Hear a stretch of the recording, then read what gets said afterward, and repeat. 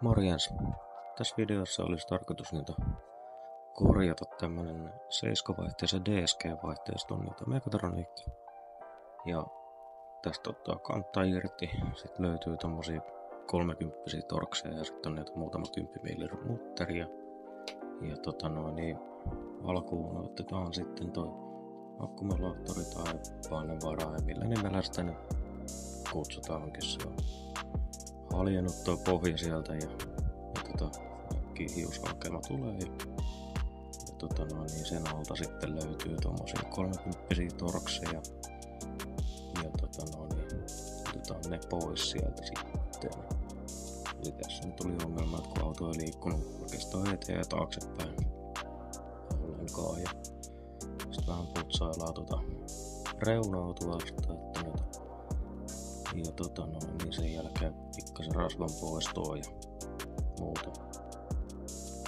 Niin, voidaan laittaa sitten toi uuden osan pohja tuohon kiinni.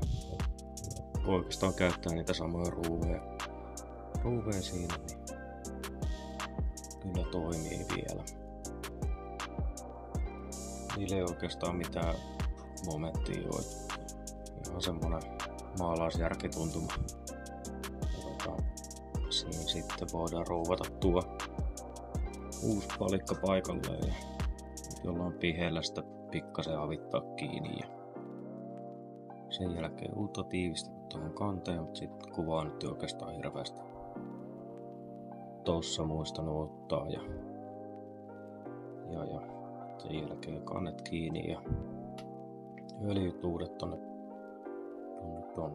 Meillä oli FZ tää oli Fuxio 202 öljy muistaakseni. Ja on ihan vastaava. Ja eipä tossa muuta. Yksikkö takas vaihelaatikkoa kiinni. Sen jälkeen vähän perussäätöä suoritellaan ja sitten oikeastaan muuta kuin testiajoa.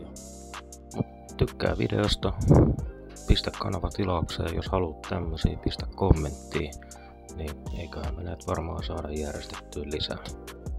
Kiitos kun katsoit videon ja ei muuta kuin seuraava videon pari.